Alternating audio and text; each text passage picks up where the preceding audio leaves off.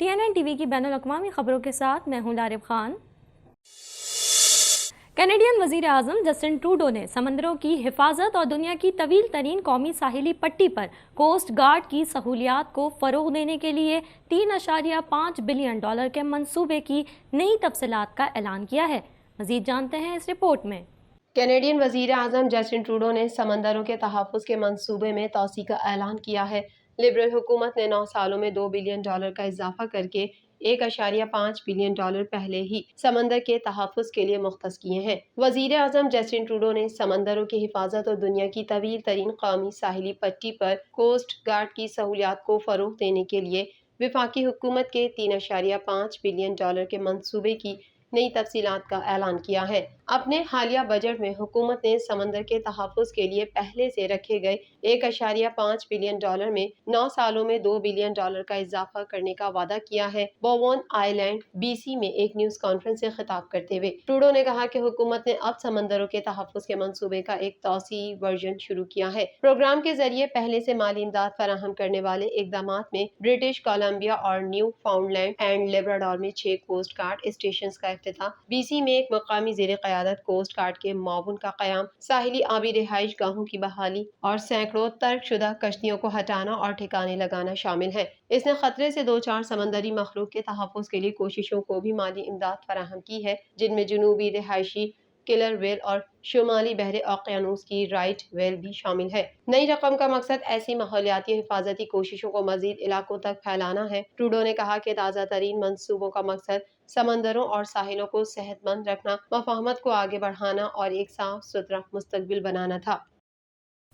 Canadian صوبے Ontario میں شدید گرمی کے بعد طوفانی بگولوں کا خطرہ۔ طوفان میں ونڈسر اور اطراف کے علاقے زیادہ متاثر ہو سکتے ہیں۔ شدید موسمی حالات کے سبب بجلی کی بندش کا بھی امکان ہے۔ کینیڈا کے صوبے اونٹاریو میں شدید گرمی کے بعد شدید طوفان اور بگولوں کا خطرہ ہے۔ ماہرین موسمیات کا کہنا ہے کہ جنوبی اونٹاریو اور کیوبیک میں موسم سے آگاہ رہیں، کیونکہ شدید طوفان کے خطرے میں ہوا کے جھونکے، بڑے اولے، موسلادھار بارش اور یہاں تک کہ بگولوں سے نقصان پہنچنے کا امکان شامل ہے۔ ونڈسر، ٹورنٹو اور کارنوال سمیت جنوبی اونٹاریو کے ایک حصے میں گرمی کی وارننگ ابھی بھی برقرار ہے۔ شدید گرمی بدھ کے روز تک برقرار رہے گی۔ صوبے کے جنوبی علاقوں میں دن بھر گرمی اور ماحولیاتی عدم استحکام پیدا ہوگا، جبکہ شمالی اونٹاریو میں صبح تک طوفان بدستور گڑگڑاتا ہوا نظر آئے گا۔ ونڈسر کی طرف جنوب کے علاقوں میں طوفان کا زیادہ امکان ہے۔ طوفانی خطرے کے علاوہ یہ طوفان بڑے اولے، تیز بارش اور ایک سمت میں چلنے والے ہوا نقصان پہنچانے کا خطرہ پیدا کریں گے۔ ماہرین موسمیات کے مطابق شدید موسمی حالات کے سبب بجلی کی بندش کا بھی امکان ہے۔ کینیڈین صوبے اونٹیریو کے پریمیئر ڈگ فورڈ کونسلرز کو کمزور کرتے ہوئے ٹورنٹو آٹووا کے میئرز کو بااختیار بنائیں گے۔ مزید جانتے ہیں اس رپورٹ میں۔ کینیڈین صوبے اونٹاریو کے پریمیئر ڈگ فورڈ کونسلرز کو کمزور کرتے ہوئے ٹورنٹو آٹووا کے میئرز کو بااختیار بنائیں گے۔ میڈیا رپورٹ میں کہا گیا ہے کہ ایک حکومتی ذریعے نے رپورٹ کی تصدیق کی ہے کہ پریمیئر ڈگ فورڈ ٹورنٹو اور اوٹاوا کے میئرز کو امریکی طرز کے وسیع تر اختیارات کے ساتھ حوصلہ افزائی کرنے کا منصوبہ بنا رہے ہیں، جبکہ اہم معاملات پر سٹی کونسلرز کے اثر کو کم کرتے ہیں۔ ایک ذریعے نے فورڈ کے منصوبوں کی تصدیق کی، لیکن یہ برقرار رکھتا ہے کہ کابینہ میں کچھ نہیں گیا ہے اور منصوبے تبدیل ہو سکتے ہیں۔ میڈیا رپورٹ کے مطابق میئر کے اختیارات میں اضافہ صرف آٹووا اور ٹورنٹو کے میئرز کو دیا جائے گا اور انہیں چند ہفتوں میں متعارف کرایا جا سکتا ہے۔ اگر ایسا ہوتا ہے تو متعلقہ میئر کونسل کی حمایت حاصل کیے بغیر اہم بجٹ کے فیصلے کرنے کے قابل ہو سکتے ہیں۔ ایران کی سربراہی میں ہونے والے سہ فریقی اجلاس کا اعلامیہ جاری کر دیا گیا۔ مشترکہ اعلامیے میں داعش سمیت مختلف دہشت گرد گروہوں کے خلاف جنگ جاری رکھنے اور شامی پناہ گزینوں کی اپنے گھروں میں واپسی کے عزم کا اعادہ کیا گیا ہے۔ مزید جانتے ہیں اس رپورٹ میں۔ ایران کی سربراہی میں ہونے والے سہ فریقی اجلاس کا اعلامیہ جاری کر دیا گیا۔ مشترکہ اعلامیے میں داعش سمیت مختلف دہشت گرد گروہوں کے خلاف جنگ جاری رکھنے اور شامی پناہ گزینوں کی اپنے گھروں میں واپسی کے عزم کا اعادہ کیا گیا۔ تہران میں ہونے والے اجلاس میں ایران، ترکی اور روس کے سربراہان مملکت نے شرکت کی۔ اجلاس کے بعد مشترکہ اعلامیہ جاری کر دیا گیا۔ اعلامیے میں داعش سمیت مختلف دہشت گرد گروہوں کے خلاف جنگ جاری رکھنے اور شامی پناہ گزینوں کی اپنے گھروں میں واپسی کے عزم کا اعادہ کیا گیا۔ دورے کے دوران روسی صدر پیوتن اور ایرانی سپریم لیڈر آیت اللہ خامنئی نے خصوصی ملاقات کی۔ صدر پیوتن کی ترک صدر طیب اردوان سے ہونے والی ملاقات کے دوران یوکرین کی بحیرہ اسود سے اناج کی برآمدات اور شمالی شام میں تنازع بھی زیر غور آیا۔ ایران، ترکی اور روس کے صدور کے درمیان ایک اور ملاقات میں شام میں جاری تشدد میں کمی پر زور دیا گیا۔ یورپ میں سورج سوانیزے پر آ گیا۔ اسپین اور پرتگال میں گرمی سے ہلاک افراد کی تعداد 1700 سے بڑھ گئی ہے۔ مزید تفصیلات اس رپورٹ میں۔